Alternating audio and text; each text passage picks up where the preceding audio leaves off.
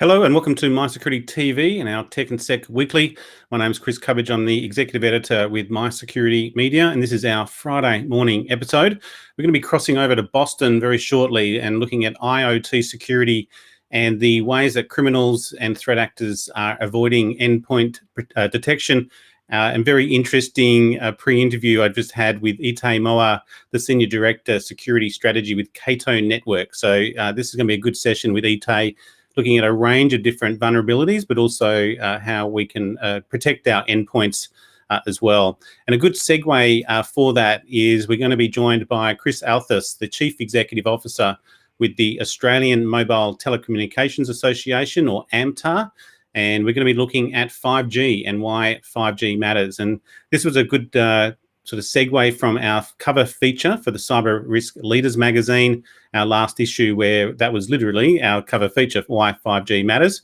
And Chris, on behalf of the association AMTA, really be looking at 5G safety and the benefits and the advantages of 5G and what differences it's going to really make for 2021 in the sector. So looking forward to speaking to Chris. We cover off on aerospace and space, defence and national security, cybersecurity and critical technology, and cities and infrastructure. We pretty much cover off on anything on technology and security related. We should be streaming, and we are streaming on YouTube, LinkedIn, and on Facebook. The main Facebook channel is the Asia Pacific Security Magazine, and you can also check out our podcast series, the Cyber Security Weekly Podcast. Lined up next week, I've got at least one lined up, and we're waiting on one announcement from another guest, and then when that announcement is made, we'll be able to sort of announce the guest, and we'll be talking to them on Friday. But also next Friday, Mitsubishi Electric has renewed their SCADA lineup, and we'll be joined by Dr. Habib Rehman, the Director for Asia Pacific with Iconics, which is the platform that Mitsubishi Electric uses. And that, given that we're now running our SCADA and ICS cybersecurity courses with Daniel Ehrenreich in Israel, these courses are really good segue in terms of what SCADA and ICS is doing. And it's also a good segue in today in terms of the endpoint protection, and particularly within, say, IoT and industrial IoT systems as well. Just to catch up from Tuesday's episode, we stream on Tuesdays and on Fridays.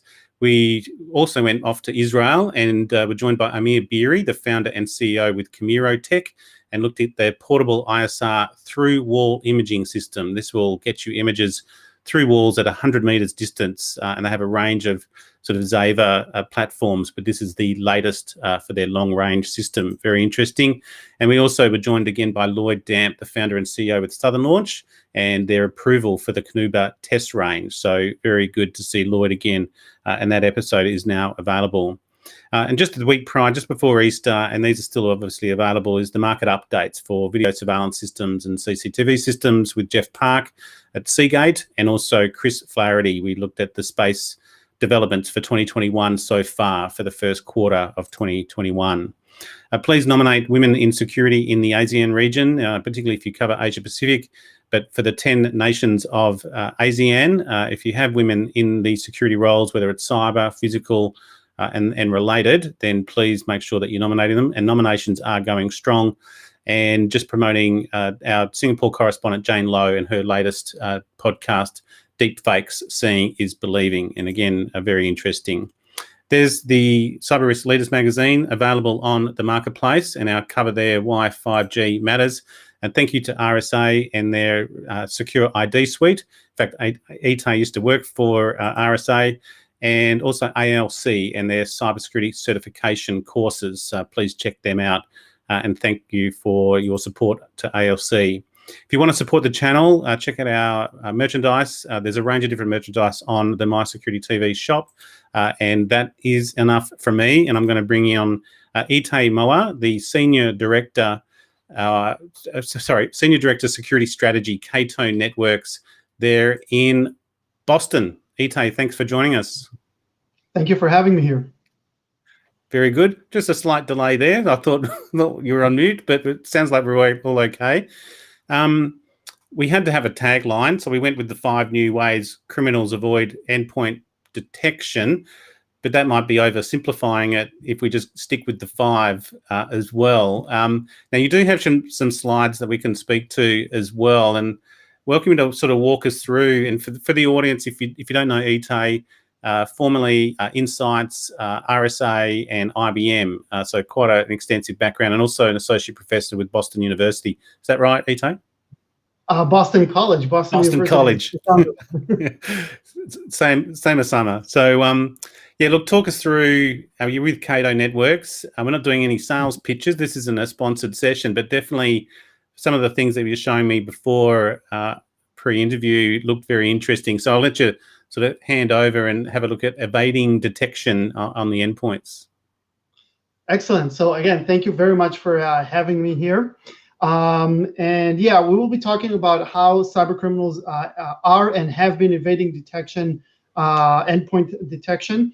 I think it's worth mentioning that this is not a new concept. This has been happening for a while, but the reason I find it so important and it's close to my heart is right now there's a lot of migration to the cloud.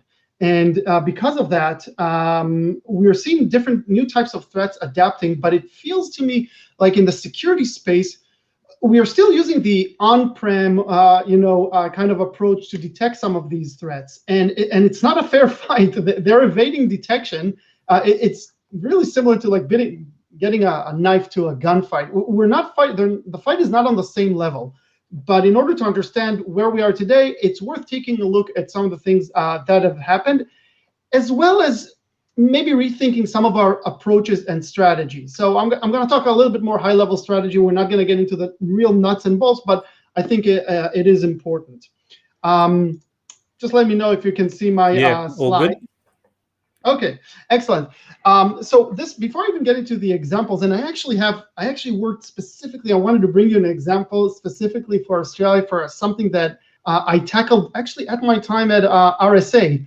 So this is like a rare treat because I never show it in public, but I think enough time has passed. So Good. This is the first public appearance of this event. But before I get into that, something that really bothers me in the mindset that we have today, not necessarily with just detection, but also the whole approach of mitigation and response to incidents. You see a lot of these types of headlines. A ransomware hits Jack Daniel's manufacturer and they're ransomed. And first of all, I want to say, leave Jack Daniel's out of it. Okay, don't touch the alcohol, at least. But if you are touching the alcohol, people tend to approach ransomware and the attacks themselves as if, okay, we are ransomed, there's an attack. And the truth of the matter is that's not true. If you take a look at the MITRE attack framework, which I love using, you take a look at, for example, ReEvil, this ransomware I just mentioned, and what are the different steps that it takes in order to encrypt your data, you can see I pointed out that you are here. This is the point of data encryption. The attack already happened. And it's important to realize that, because if you look at the attack this way, you can actually see different choke points or areas where you could potentially have stopped the attack from the initial access through going through your network to the point where they encrypt you. So it's not correct to say that we are being attacked by a ransomware. The attack already happened. Yep. And this also reminds me of something that I also used to say a lot of times, and is connected to this picture.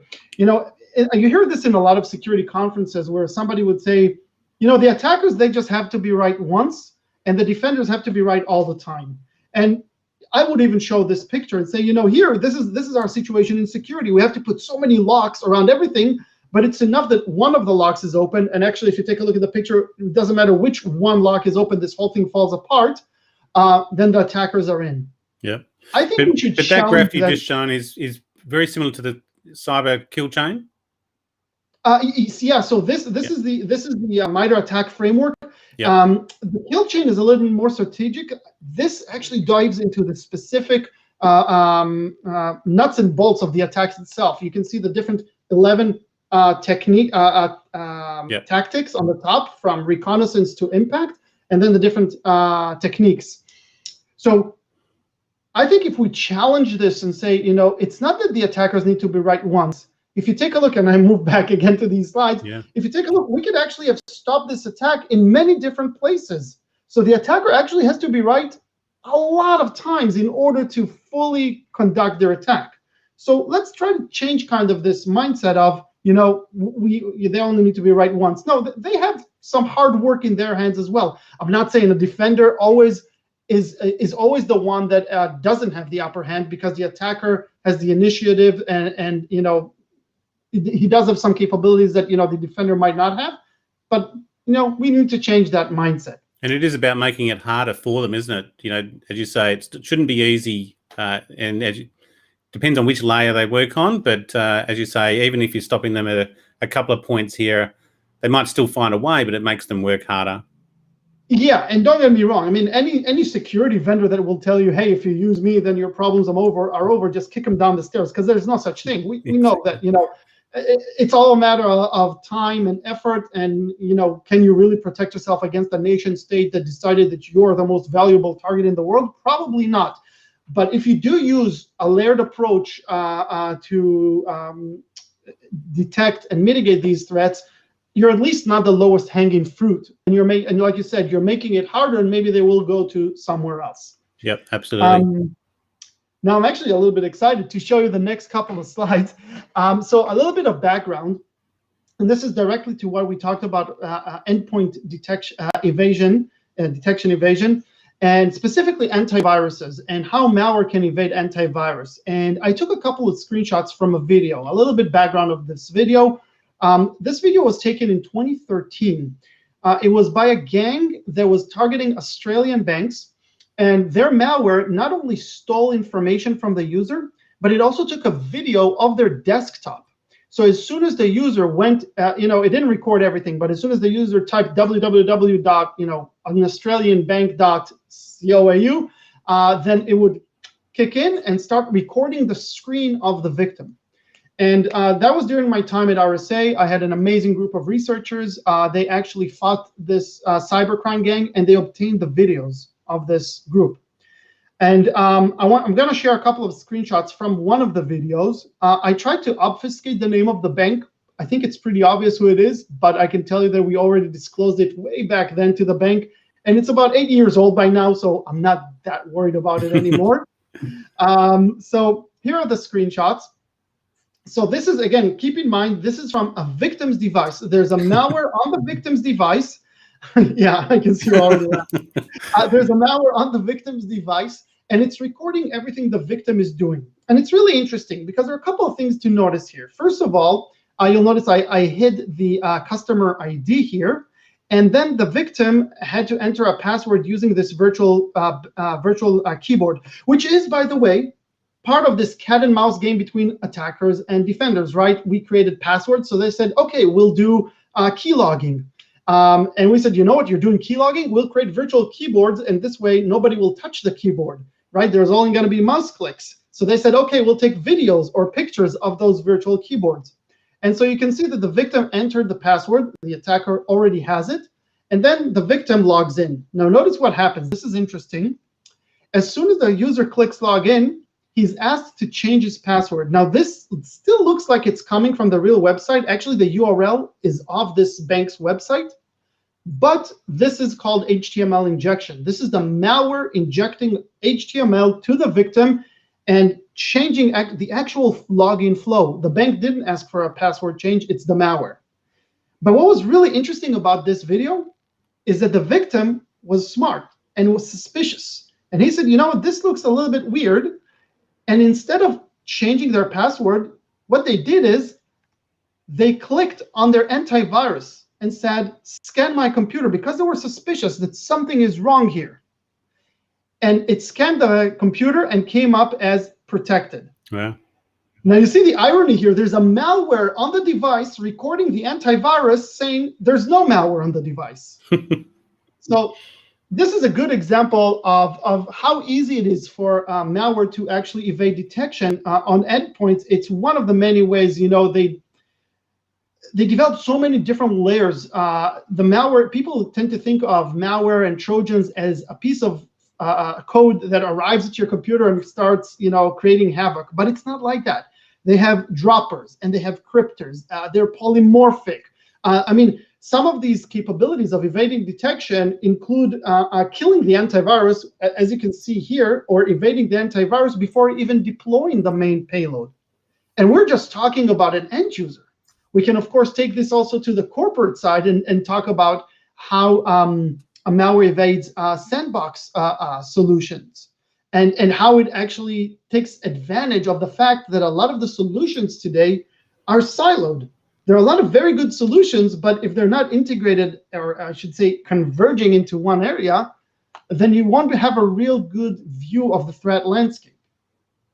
I suppose it does come down at that application level as well. As you say, this is a browser with an end user.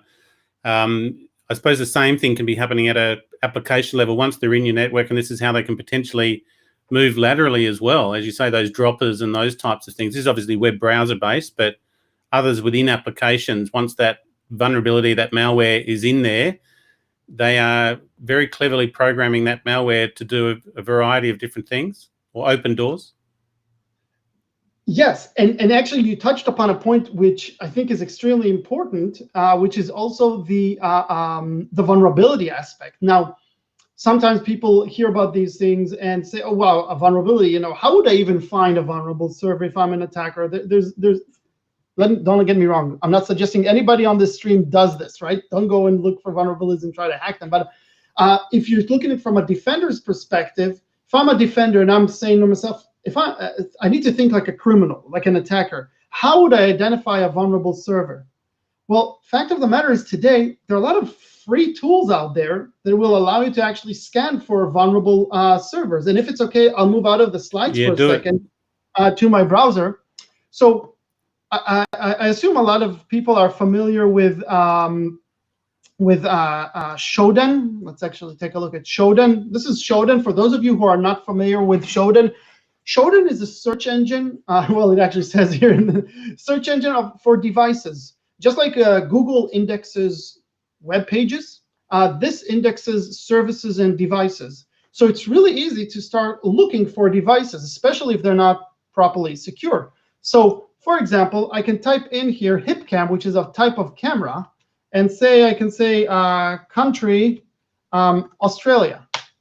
And it now is searching for that camera type in Australia. And it found 600 of these cameras in Australia. And I can actually click on images and see in real time the stream from these cameras if they were not properly secure. So you can see here, these are screenshots from the live streams of these cameras. Now, if this sounds familiar, you might recall the Mirai botnet that nearly took down the internet was actually composed of actually cameras that had default username and passwords. The attackers took them over using a piece of malware and then used them to run DDoS attacks. So these things are I mean, they're not that difficult to do. So this is Shodan, but I can. As I mentioned earlier, we just had the 150,000 for Cato cameras accessed as well. This is, I mean, the Mirai was a sort of a botnet using cameras, whereas the Vicata was actually breaching the actual back end, and we're able to access all of the cameras. So, yeah, I mean, cameras is one sort of device, IoT device, that is obviously then connected to other devices as well, Alexa and other types of home devices. And this is really a key one as well.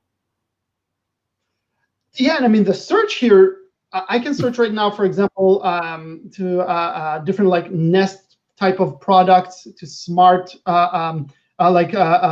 smart doorbells, to temperature gauges. I mean, to SCADA systems, extremely easy to do that as well. It's really all a matter of how far you want to take it. But if you want to search for vulnerable systems, let me introduce you to another tool that I really like. This is Census. By the way, a free tool. I'm not paying for this. You can go to Census Register and start using it, and you can start scanning for devices. So let me show you a quick scan.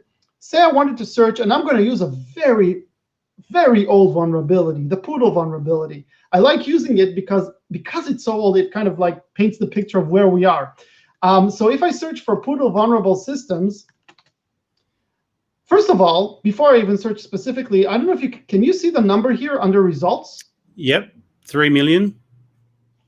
Poodle has been discovered, and a patch is out there from 6 or 7 years ago. and there's still millions of devices vulnerable to it. Now, if I'm an attacker, and since we're talking about Australia, I can just do, add a country and say, okay, only show me ones in Australia. So there's 43,000 Poodle vulnerable systems in Australia. I'm just going to take the first one randomly, but any one of these that you click on will actually show you that this device is vulnerable to the Poodle attack. So I'm searching for a vulnerability. Now I can make it even more specific. I can say, okay, I personally love playing around with my neighbor's printer. I didn't say this on live stream, did I? Well, I like printers. And so I can search for printers, Poodle vulnerable printers, right? But just as I'm searching for printers, I can search for medical devices. I can search for critical infrastructure. You name it, you can find it. So these tools, of course, are being used by security researchers to scan. We scan our own networks to find anything vulnerable and to know about it. But if you think that criminals are not using this, why not? This is free. It's out there. It's powerful. It's high reward, low risk. Of course, they use this.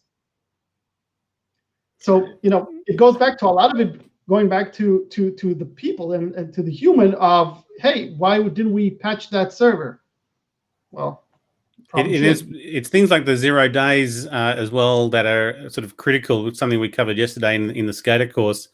But these types are the home devices. It's something that we have tried to get their sort of awareness out there, and it is a bit of a struggle for security professionals. And it's something that if you can train or get your people aware how to be protecting their home devices, they can bring that awareness and knowledge back to their own workplace as well, or vice versa. Train them at the workplace and get them to be securing their own home devices. And it's where sort of a lot of the vulnerabilities have come from remote working as well, where people are working from home. They might be working on secure systems, but the devices themselves are being used to access other systems as well and other websites. Oh, now you triggered me.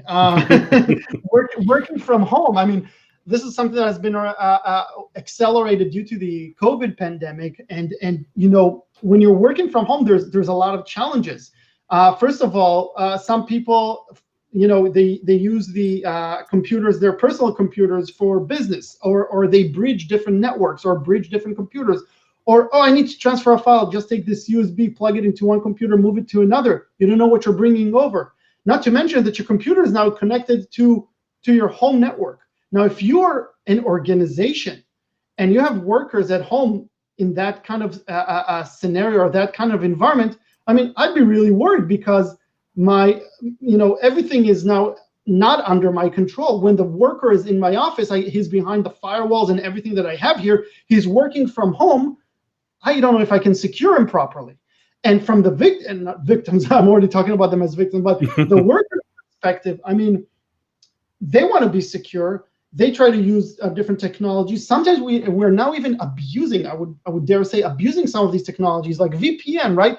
VPN was designed in order to support some people some of the time. Now you have organizations who are using VPN for all the people all the time. Yeah. That's not how it's supposed to be. And not to mention that these employees working from home are not getting the same level of protection they would have if they were in the office, which is, again, what I said at the beginning. It's not a fair fight when it comes to the criminal. We should be supporting them at home and giving them the same level of security and networking, whether they are at home, right next to their data center, or wherever they are. So I suppose, just conscious of time, and we have sort of the headline was 5 new ways criminals avoid endpoint detection. Maybe just talk us briefly through those top 5 that you find, because I think a good takeaway would be, and even I struggle, you end up with so many devices, or you introduce new devices, you've got to then make sure that you change their passwords. Password management is a key issue here as well. But yeah, just maybe the top 5 ways that criminals are avoiding detection, and then maybe some key takeaways for the audience in terms of what they should be doing or looking at. Okay, so a couple more, and really quickly again to be conscious of time. A couple more ways that they're doing this. So we talked about evading antiviruses. There's actually, just in antivirus detection and endpoint detection, I can name about 5 different techniques. But let's talk about other elements as well. Sandboxing, evasion of sandbox and virtual machines. There's malware out there today that's capable of actually identifying that's on a virtual machine. I mentioned before droppers. So the piece of malware that actually detects the area or the infrastructure it's on before bringing the actual payload can look and say, okay, am I on a virtual hard drive or a physical hard drive? Virtual hard drive? That's not an environment I want to be on, because that's probably a sandbox or a researcher computer. They do other checks. They look, for example, for Office, right? As a researcher, I never install Office on my VMs because it just makes them big and clumsy, and so I want them as lean as possible so I can run my research. But the malware says, I know that most of my victims will probably have Office installed, so it looks for that. Other tricks that they've employed still in the sandbox area, sleeping, right? So one example is hey, I'm not going to detonate for 2 weeks. You can't keep a file in a sandbox for 2 weeks. And here we go back to the cat and mouse game. So what did security companies say? Okay, we're going to accelerate time in these VMs and try to trick the bots. And so the bots now are able, the malware is able to actually do some time stamping and the point of infection and try to compare that and see, hey, was time moved too fast? Another trick that they did is actually anti-sleep detection, where the bot actually wrote to memory every couple of seconds in order to stay alive, but they didn't do anything malicious. And so the sandbox that analyzed it said, okay, it's working, it's not anything malicious, here you go, user, here's the file. And so it's suppressed that detection. So these are just, again, 3 or 4 techniques for sandboxes, and I can go on. But what I think is important is what I mentioned at the beginning, where we're still using this on-prem type of approach. And one of the things that we need to think about is how we take it from that level of detection to network-based threat hunting, and look at the network and not just at the endpoint. And I think this will also be good for some of the things you're going to talk about after me, because if I draw a parallel to somebody breaking into your house, right? If I'm a criminal and I break into somebody's house, once I'm in, it's very easy for me to kill the alarm. And to if somebody phones, answer the phone and say, no, everything is fine, and put the phone down, whatever it is. But once I take my loot and I go on the road, if the police stop me, it's going to be really hard for me to explain what I have in the back of the trunk and where I'm going with it and why I'm going there. And so that would be the network layer. And so if we can take this and raise it to the network based threat hunting, I think we have a better chance of stopping these threats. It actually even allows us in some cases to identify threats, even if we don't know what they are, just by saying, that URL pattern and where it's going to and the frequency of the data flow. I don't know what this is, but this and that together, that's bad. I know that's malicious. Yeah, I think this is something we are doing in Australia. I think Telstra, they call it a clean pipes approach, where they are blocking a lot of that malicious traffic coming into the network as well. As a good segue to the 5G discussion, do you see any kind of sort of benefits that 5G will bring, apart from the explosion of the endpoint devices themselves and the Internet of Things? Is there anything at that 5G layer that you've seen will be an enhanced level of security at that network level? I think it's really important because, again, we're going back to it. We have to protect everything, regardless of what it is, right? I don't care if your network is just data centers or if it's cloud applications or if it's a phone or if it's your toaster. We should be able to protect it regardless. Now, some of the people around who talk a lot about privacy may not agree with me on this, or may not like what I'm going. They might agree and not like what I'm going to say. I think some of the opportunities we're going to have also with 5G is these are all, as far as I'm concerned as a researcher, sensors can help me actually say, is something good or bad happening?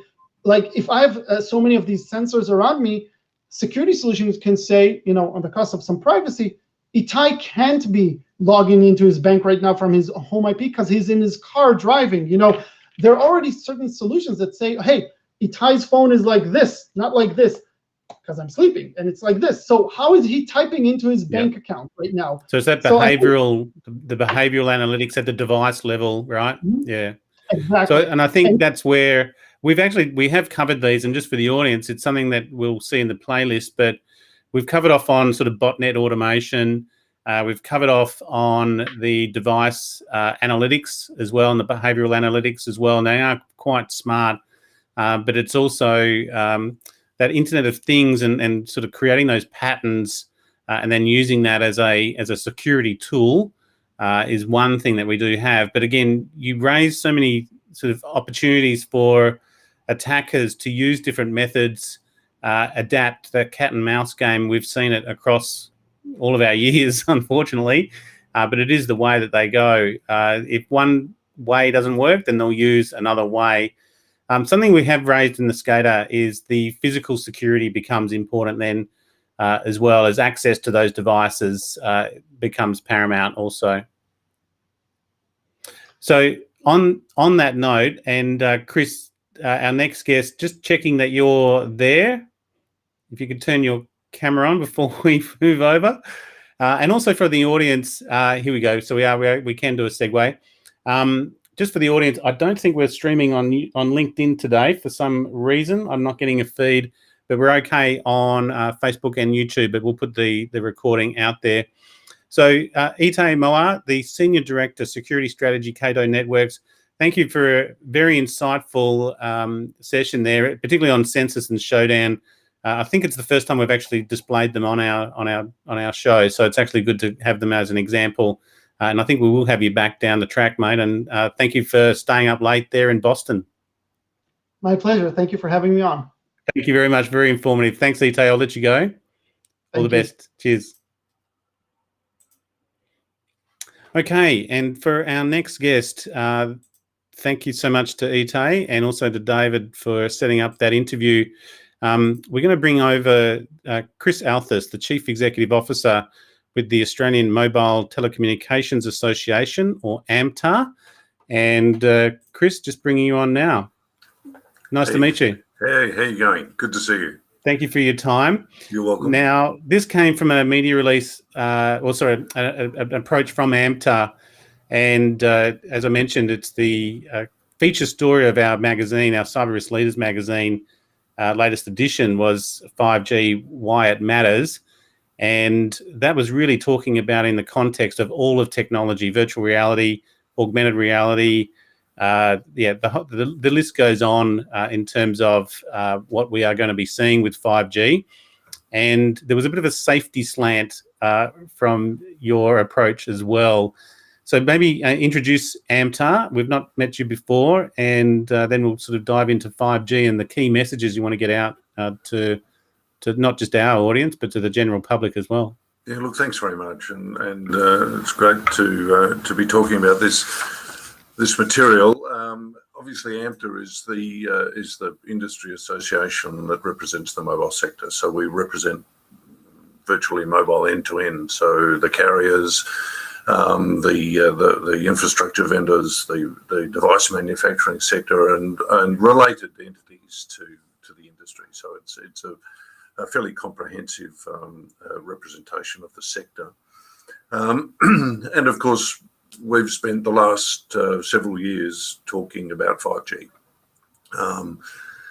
And of course, the discussion initially began as it typically would, in terms of this is a generational progression. We've moved through 3G, 4G, and now it's 5G. We were talking about the various performance characteristics that 5G will bring that are new and so on. And that was, the sector I represent is known for getting ahead of itself a bit. So we've been talking about 5G for a long time, and yet it was a long, it's only just, I think, regarded as mainstream in market. So, but the key point, I think, was that in 2020, obviously, COVID distracted everybody hugely. And that distraction also led to a fertile environment for misinformation to be propagated, and we saw this around the world. And of course, 5G wasn't immune to that misinformation campaign, and it surfaced and manifested in a number of different ways. But we're very concerned about that, and so part of our outreach to you was, some of those messages have been fairly poorly crafted and are basically just rank fake news. and we wanted to address those as well. Well, what do you find? I mean, other than sort of the misinformation campaigns, where do you think the industry might have fallen down on? They focused on sort of the technology benefits, but forgot sort of this wave of concern we always seem to follow through with new technology. There's always a pushback or a fear factor, and it was kind of forgotten that maybe that's going to happen again with 5G. Maybe it was overplayed a little bit in terms of sort of the way that networks are running. Or is it potentially also that these new towers were coming into communities and with a lack of community consultation and awareness of those local communities as well? Where do you think it went wrong? Because maybe from our perspective, we're aware that the safety issues are pretty low, but it's really where do you think the industry went wrong for future learning? Look, I'm not sure we made too many mistakes. I guess we possibly were lulled into a slightly false sense of security with the 4G experience, because the safety related issues through 3G, 4G, particularly 4G, were very low key. Hence, I think the relevance of the pandemic and that upswell in anxiety and worry. We're experiencing things we've never seen before, and we're worried. People are anxious, and so particularly in the social media space, which is sort of unfettered, we saw this rapid escalation of misinformation around 5G. At the crazy end, it was Bill Gates is going to provide a vaccine. We're going to get that vaccine, but in the vaccine will be some nanoparticle that will be ultimately controlled by 5G networks. So, don't get vaccinated. Don't hate 5G right from the get-go. Then it morphed into this more traditional sort of, it's new, we don't know enough about it, we haven't researched it enough, and therefore we should be pausing it, we should stop. And of course, the bottom line here is that 5G is safe. And the progression to 5G is just another use of radio waves, just like 4G was, just like 2G was, like AM/FM radio, TV, all of those things. They're just uses of radio frequency.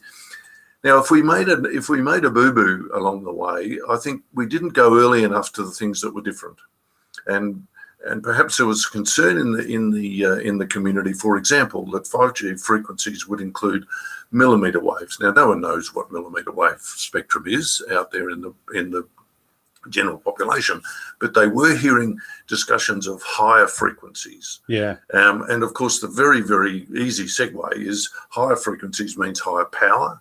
I'm not sure that I want higher power devices. And then someone said, there's going to be more base stations. I'm not sure whether I want that either. So this gathering of these linkages, and we probably waited too long to address that.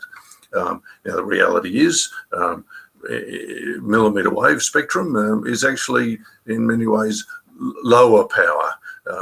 It's great for carrying volumes of data, but it's lousy at going a long way. So we need more infrastructure to support it, but in terms of the human body, it's less impactful than perhaps most other frequencies we use across the board.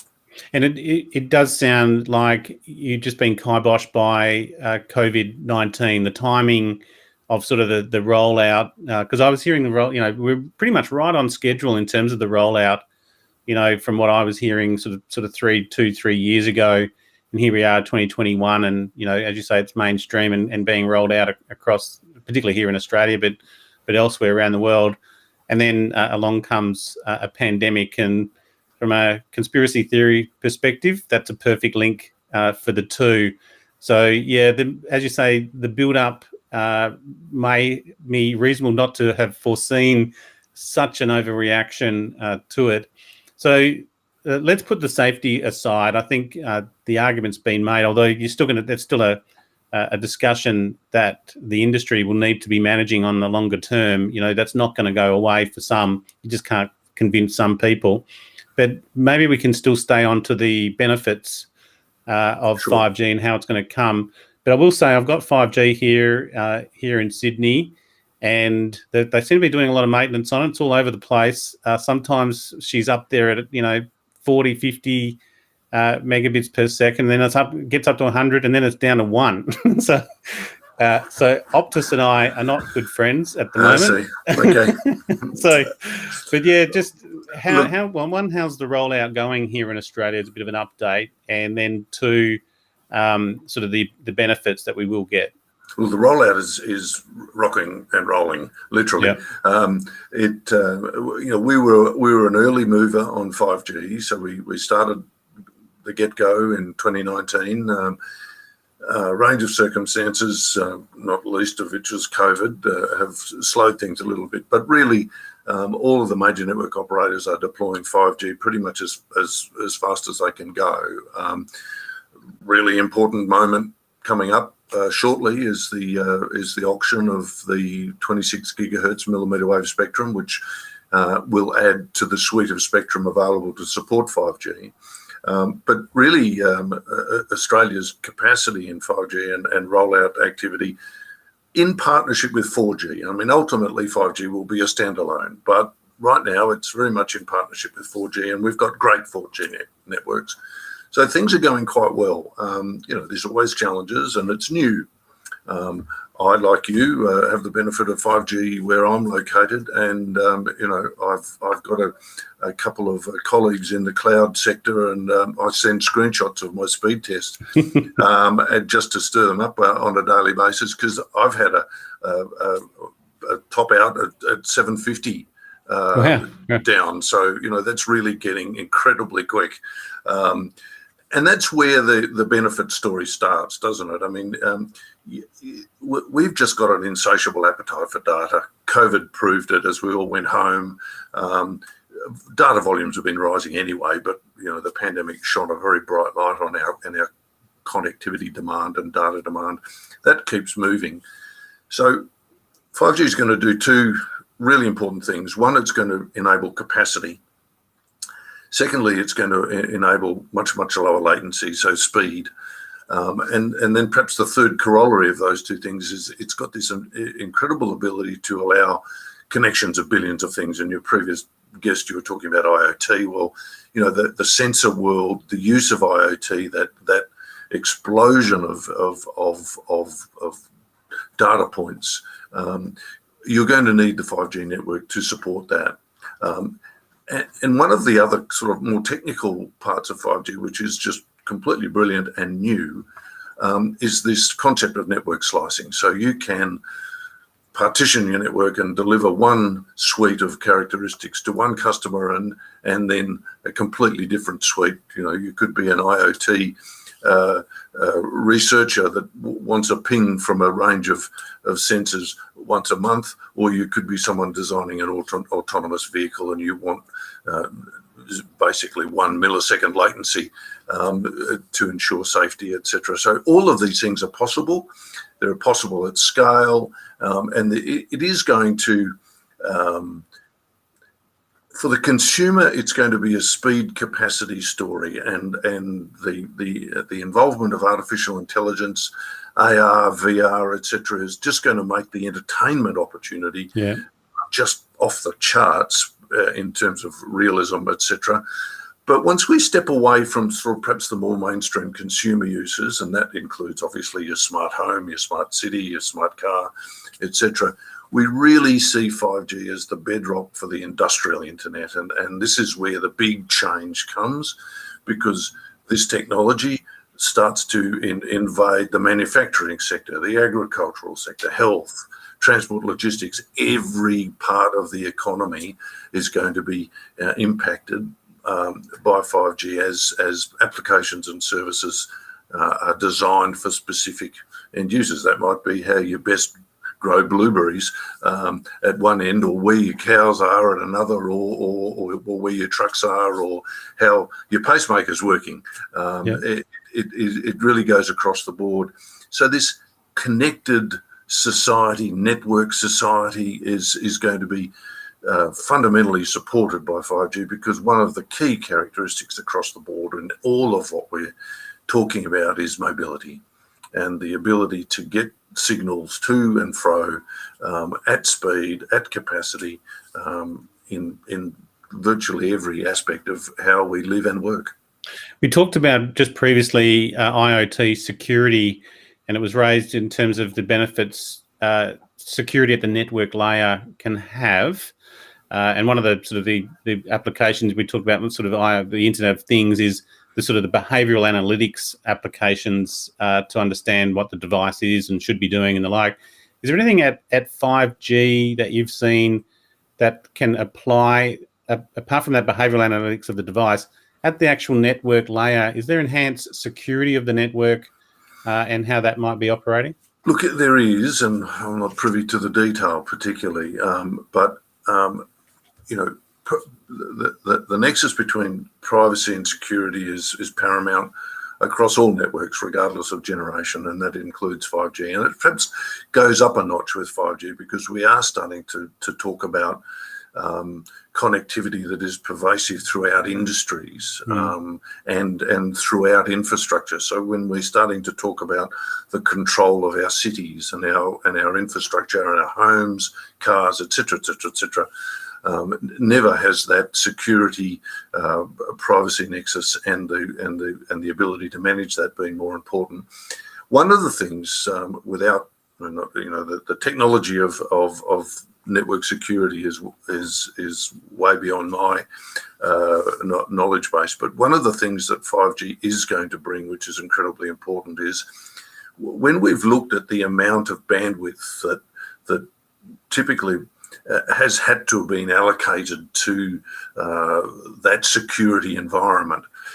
It's been a tough aspect of previous generations. I think the emergence of the capacity and bandwidth within 5G is going to make that security task easier in a sense, because you've got a lot more capacity to work with. And I think you'll find this it's a never-ending vigilance that network operators apply to their new technologies. But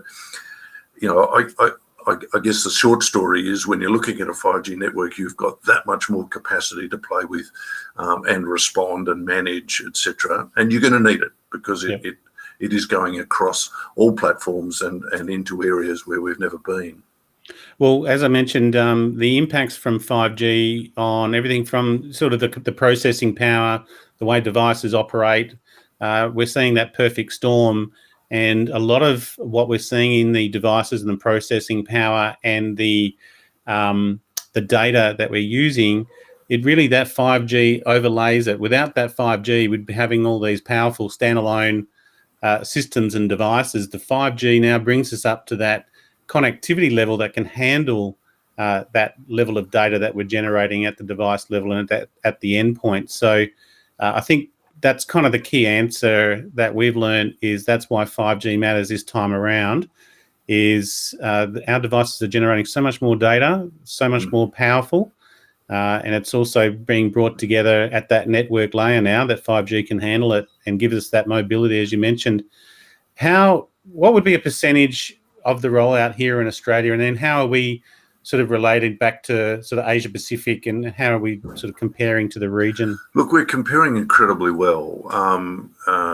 All network operators here are deploying hard.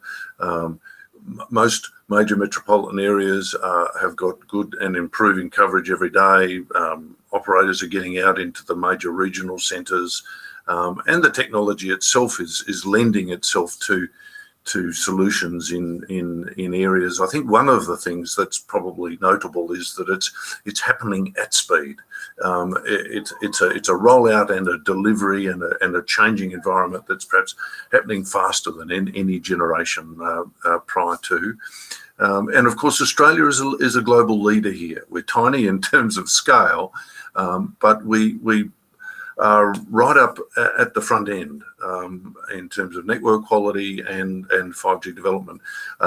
If you look at the mobile connectivity index that the GSMA runs, Australia's ranked #1 for the last 5 or 6 years globally, and that's up with South Korea, Japan, China, the nations that are typically and the Scandinavian nations. So we're right up at the top, and I think we'll stay there because we're insatiable users of mobile. We've got 35 odd million subscriptions in this market for 25 million people, and the data volumes that you mentioned earlier are strong and growing as applications and services diversify. So, we're in a great spot, and we're of course looking at the key metrics now. This goes back to COVID to an extent. Governments around the world are all looking at productivity as a key element, and this is where 5G some people call it a system of systems, but it is going to be the platform, if you like, that is going to give rise to huge productivity opportunities, particularly in Industry 4.0 agendas, Fourth Industrial Revolution, where we're going to look for maximum productivity gain in all sectors, manufacturing, health, wherever, and that's where it's going to be critical. Yeah, and conscious of time, I think to finish off is, do you think, despite the issues COVID-19 has brought, but with the rollout of 5G, it will cement the hybrid remote workforce that we've seen? It's kicked everybody out of the offices, out of the CBDs, and people have gotten used to it. It's gone long enough for people to get used to and adapt to remote work and working from home. And then with 5G, they've not had any connectivity issues. The networks are getting better in the period of time of COVID. Do you think that's going to cement it in over the longer period of time for remote workforce? Absolutely. I think we've, it's tragic that we've had a pandemic to put this into play to this extent, but I think we will see the work from home environment persist. It's going to be also one of those things that's going to shine a very bright light on the key mobility factor. We often get asked about how does 5G sit then with the NBN, and we always say, look, it's complementary. That 5G will create competitive tension, no doubt, but these technologies sit side by side given the volume of data that has got to move. But it will be the cementing of that network society, the work from home agenda, and of course it doesn't stop here. We will, people say, are you talking about 6G yet? And I say, well, absolutely we are. Yeah. Crazy as that sounds, because we're still in the early stages of 5G, but this is an evolution, and the capacity for data use, the role of AI, the role of networks and data analytics, and as your pet subject of security and privacy is embedded in there, this is all part of the way we're going to live more and more. And we're going to rely on this technology, and it's got huge upside. Yep. The human transformation is part of the process. You raised 6G, and I was going to stay away from it, but you raised it. The time frame for 6G is 2030 or thereabouts? Look, things move quickly. We used to always say that generations were around about a decade in length, but that dynamic is changing just sheerly because of the amount of resources that are being put into this technological wave. So, look, 2030 is probably a reasonable take right now, but there'll be a lot of discussion, and it's all about where the smarts are in the network, and of course different technologies coming in. So we're talking about millimeter wave, but terahertz will be in play in a 6G environment now. Networks will become smarter. The analytics that go with those networks and how they relate to devices will also become more intelligent. So it's a pathway we're on, incredibly exciting. But I guess we ground ourselves in saying, well, good old 4G and 3G, we're only starting to think about turning 3G off. So these generations coexist for long periods of time. Yeah, we'll see that continue. But I think if there was a step change, if there was a quantum leap in our progression, it is the step from 4 to 5, and it will be the next major uplift, and then we'll start to see what happens from there. So arguably we're in the most exciting moment right now as we start to plumb the depths of 5G and what it can do for us. Beautiful way to finish, Chris. And we're seeing this on all of our discussions. Ironically, we have a lot of space discussions as well, and what's happening in space and low Earth orbit with satellites, and that's bringing additional connectivity over the top of that as well, and also with high performance computing and the like. So it really is a fascinating period of time, and you've summarised it very nicely there from that 5G networks aspect as well. So I do appreciate having the Australian Mobile Telecommunications Association on. How many members have you got total?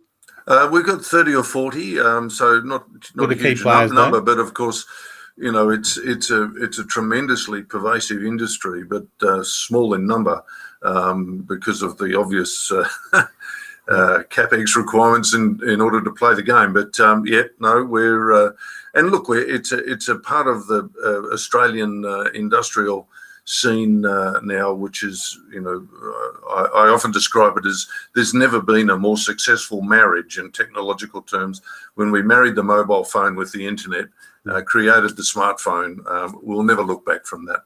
Very nice. And you're obviously very passionate. You've been the CEO since 2005 in my notes. So very well done. Keep up the good work. And hopefully we'll have you back, with any 5G developments. And as you mentioned, the 26 gigahertz? 26 gig auction, yes, in the coming days. Beautiful. Okay, well, watch out for those news. Chris Althaus, the CEO for the Australian Mobile Telecommunications Association, or AMTA, thank you very much for joining us. You're very welcome. Thanks for the chat. Chris. All the best. Bye-bye. Cheers. Bye-bye. Okay, very interesting. And get these now. Sorry, we haven't streamed on chat LinkedIn today for some reason, but we'll put this out on 2 edited versions as well. Now, as I do, our report of the day is the Security Culture Report 2021. This is a global security culture perspective during a pandemic with KnowBe4. So well done to KnowBe4 for getting this out. This is available on the MySecurityMarketplace.com. But some of the takeaways, 1,161 security leaders surveyed in 2020, 94% reported that security culture is the most important element in their security strategy. This sentiment is reflected in the growth in the number of organizations measuring their security culture. And there's a couple here, and even if you go back to the sort of computer crime reports and the computer security reports in the 90s, security awareness was always the one that was underrepresented in the training. So only 20% indicated true. We do not receive enough training on information security, and only 57% indicated true. I will notice if my computer is compromised. So just way too low. So security awareness is a key aspect, and well done to KnowBe4. I think this is their first security culture report. So well done to that. And we do have KnowBe4 and their security awareness training available on the marketplace if you want to check that out. So as we were discussing, why 5G matters in a world of IoT, VR, AR, AI, and edge computing. That is why it matters. And thank you to AMTA for coming on. If you want to support the channel, please check out our t-shirts and our merchandise available on MySecTV.shop. And otherwise, that is us done for our Friday episode back on Tuesday afternoon. Thank you very much for joining us.